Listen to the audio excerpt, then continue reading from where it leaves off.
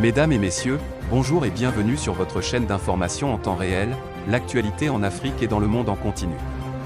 Vous informer est notre mission car l'information vous place au sommet du monde. Alors si vous êtes nouveau, abonnez-vous et cliquez aussi sur la petite cloche de notification pour ne plus rien manquer, cela étant fait c'est parti. Eh bien, chers auditeurs, aujourd'hui nous continuons une fois du côté du Mali pour vous parler de la grande offensive des FAMA, Gatia, MSA contre l'État islamique du Grand Sahara, Adji Gamou en première ligne. Depuis quelques jours, les forces armées maliennes appuyées par le Gatia et le SMA ont déclenché une opération d'envergure contre l'État islamique au Grand Sahara et ses complices dans la région de Ménaka et de Gao. Pour mener à bien cette opération d'envergure, l'armée et les deux mouvements ont envoyé au front des officiers de valeur dont le général Adji Gamou. Selon des sources, cette opération d'envergure enregistre des succès.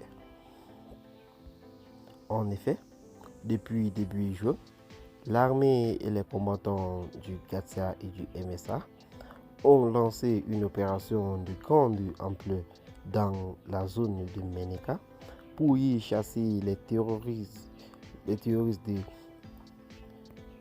l'INGS qui commandent des crimes en grande masse. Les forces armées maliennes ont engagé précisément les éléments du GTA 8, commandant par le général Adji Gamou. Aussi, le 4 juin, l'armée et plusieurs combattants du MSA et du Gatia ont lancé une attaque à Anderamboukan, occupée depuis le mi-mars par les combattants de l'État islamique. Ceux-ci ont été défaits au cours de l'opération et la ville reprise par l'armée, Gatia et SMA. Autre succès de cette opération conjointe. Le 14 mars 2002, l'armée a fait décoller un ou plusieurs hélicoptères à Ménéka pour effectuer des frappes près de Tinchinanam contre des positions de l'État islamique du Grand Sahara. Bilan. Plusieurs positions de l'État islamique du Grand Sahara détruites et plusieurs terroristes neutralisés selon des sources militaires. Gamou, soldat dans l'arme.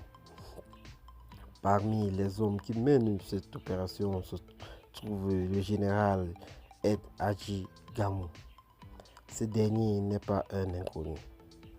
En effet, ce soldat dans l'armée s'est illustré dans beaucoup de batailles pour défendre le Mali, notamment lors de la crise de 2012. Ce patriote colonel-major, lorsque débute la rébellion de 2012, il commande alors la garnison de Kidal. Le 18 janvier, Agul est attaquée. Elle tombe aux mains des rebelles le 24 et sa garnison est massacrée. Le lendemain, les renforts venus de Kidal et commandés par Gamou reprennent la ville, que les rebelles abandonnent sans combattre. Début février, Gamou tente de briser le siège de Tessali et le 11 février, venu de Kidal, il affronte les rebelles lors du combat de Tissalan. Fin mars 2012, il commande les forces maliennes de Kidal. Forte de 500 à 600 hommes, lorsque la ville est attaquée le 26 par Assadine et le MNLA. Le 29, El Hadj Gamou abandonne la ville et se replie avec ses forces vers le sud. Le 31, alors que le même jour, Gao était envahi par les rebelles, Les forces de Gamou sont encerclées par les combattants du MNLA. Gamou fait alors savoir qu'il accepte la proposition du MNLA de rejoindre ses rangs. Il s'agissait là, cependant, d'une ruse. Gamou refuse que les 204 soldats de sa troupe soient livrés comme prisonniers de guerre. Puis, il se porte avec ses hommes vers le Niger.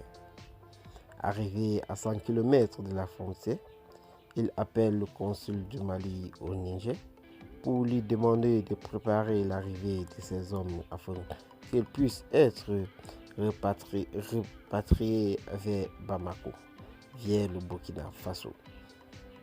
Par la suite, Gamou se replie lui-même au Niger. Il fait alors savoir au gouvernement malien que son allégeance au NL était une manœuvre ayant pour but de s'enfuir et qu'il est prêt à reprendre le combat. Le 2 décembre 2012, à Miami, El Hadj Gamou a la cible d'une tentative d'assassinat par un jeune djihadiste. L'assaillant, qui s'est réclamé d'AQMI, est cependant maîtrisé par Gamou, son garde du corps et son chauffeur.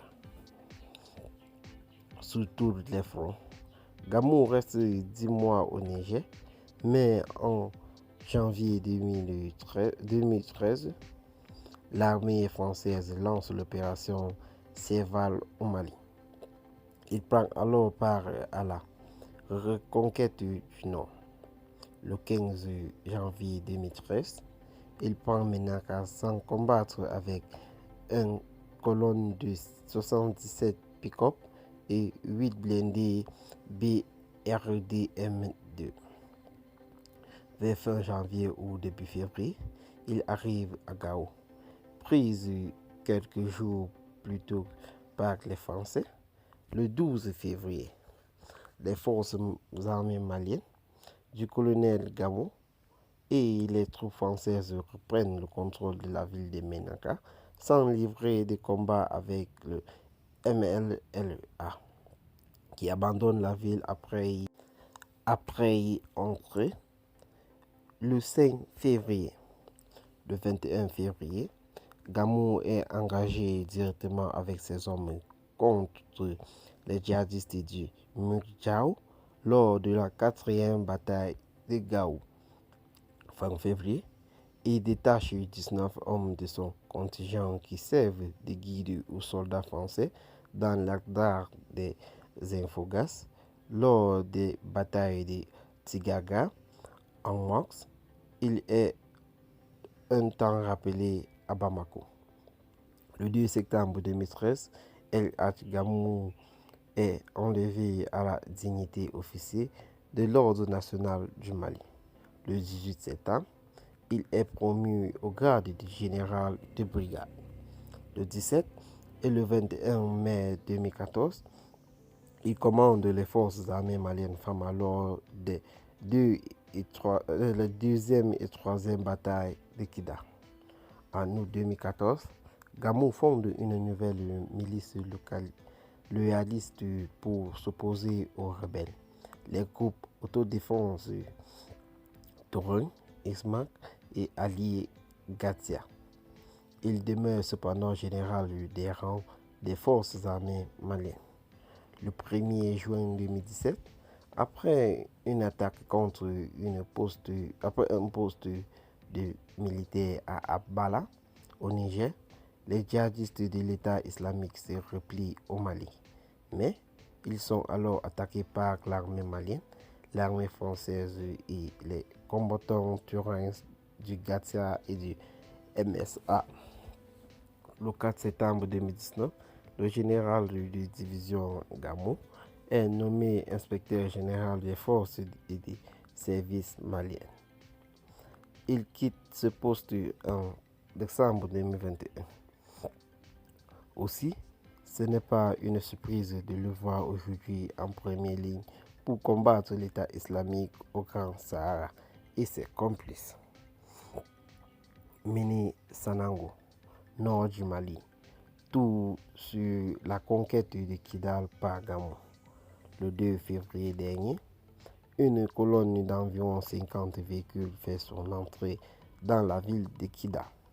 À bord, une centaine de combattants et de population civile du Gatsia, groupe d'autodéfense Tourin, Smart et alliés, par des corps de feu, pas de panique au sein des populations. C'est justement l'engin qui surprit plus que quand la nouvelle fut propagée par les médias. Chacun allait à ses hypothèses.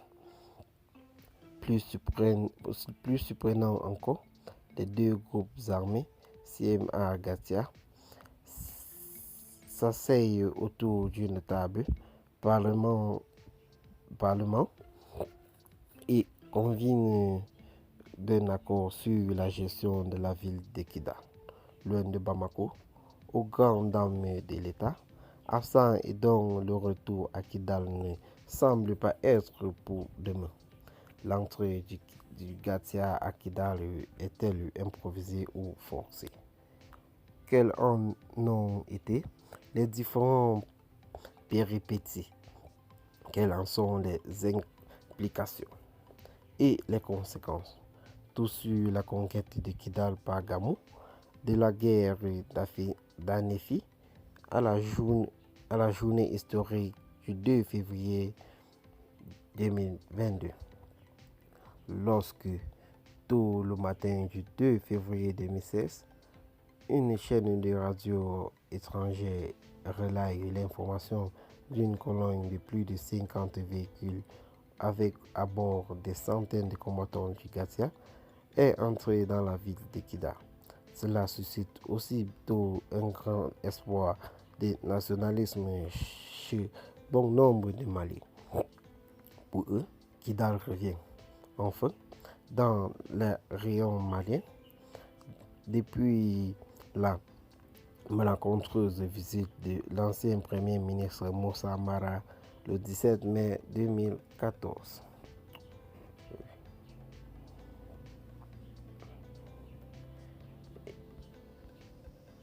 Eh bien, chers auditeurs, conclusion.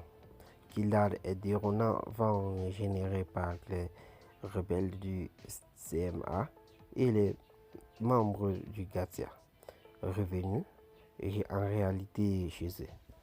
Tout ce complot qui ne dit pas son nom se fait en l'absence de l'État, donc sur le dos de l'État et contre l'État. Le comble, c'est que le retour de l'État à Kidal ne semble pas être pour demain. Eh bien, chers auditeurs, c'est ici que s'achève cette petite note d'information. Abonnez-vous à la chaîne si ce n'est pas encore fait et activez la cloche de notification. Partagez la vidéo avec vos amis si vous l'avez trouvé intéressant et dites en commentaire ce que vous en pensez. Bye bye.